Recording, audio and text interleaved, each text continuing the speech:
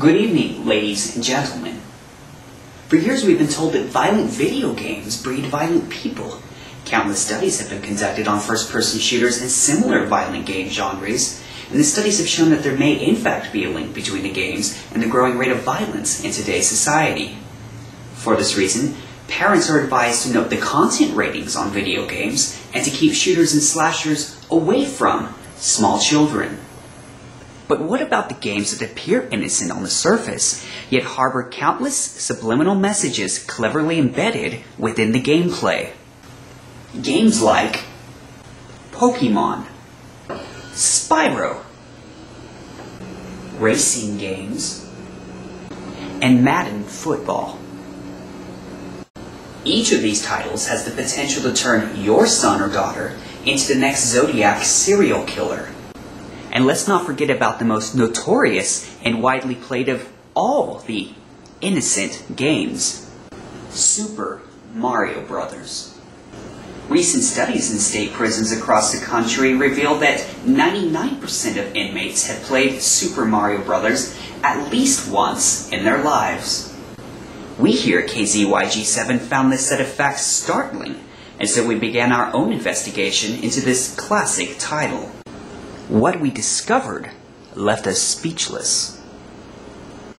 Imagine the protagonist, a lawless Italian businessman who races throughout the land, looting coins, collecting drugs, and beating up any living thing that has the unfortunate chance of crossing his path. And this is exactly what you get, and more, with Super Mario Bros. After playing the title for a couple of hours, I found that I was hating myself for the things that I had just done, even though I had not really done them. Take, for example, the major emphasis the game places on mushrooms. The story takes place in the Mushroom Kingdom. Mushrooms make you bigger and stronger. Mushrooms give you more lives. How will young children interpret these messages that say that shrooms are a good thing? I also found that at the end of each stage, we see the protagonist, Mario, breaking and entering into very large homes. And every 4 levels, we are taken to a stage where the goal is to sneak through one of these large homes and murder the owner of the house. But the theme of cold-blooded murder doesn't end there. In fact, it's a primary objective of every level of the game. From the first minute Mario begins his adventure until the player runs out of shrooms to keep himself alive, the player must kill the inhabitants of the Mushroom Kingdom, usually in excessively violent ways, including beating, stomping, and kicking. In fact, the only thing that can make the violence factor of this game any more disgusting would be if the animators had chose to make the enemies that Mario savagely beats distinctly female. To make matters worse, all of the so-called enemies of the game look nothing like Mario, emphasizing a sort of prejudice and sending a subliminal message that if people in our neighborhood don't look like us, we need to turn violent toward them. You might even label the game an interactive statement of hate.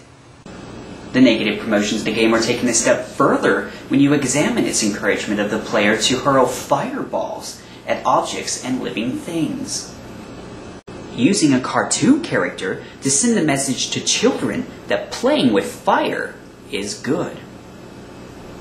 Studies have shown that 99% of all arsons have played Super Mario Bros. A connection? You be the judge. Add to this bad collection an emphasis on breaking bricks and walls. Apparently, the game's creators felt that vandalism is a good thing. To the game's credit, the animators chose to cut out a very graphic cinematic involving Mario murdering Bowser and taking Bowser's wife, who happens to be a princess, and showing Mario having his way with her, against her will. When we contacted Nintendo of America, asking them why they had released such a controversial title without adding any parental advisory labels to the packaging, they informed us that they were unable to answer our question to our satisfaction. Well, they were right. We here at KZYG7 believe the game is having a negative impact on today's youth, and would like to petition the government to have it banned, just like the shrooms, hate crimes, looting, and murder that the game promotes. Together, we can help shape a better America. You can sign the petition by leaving a comment below and by forwarding this to everyone you know so that they may also sign it.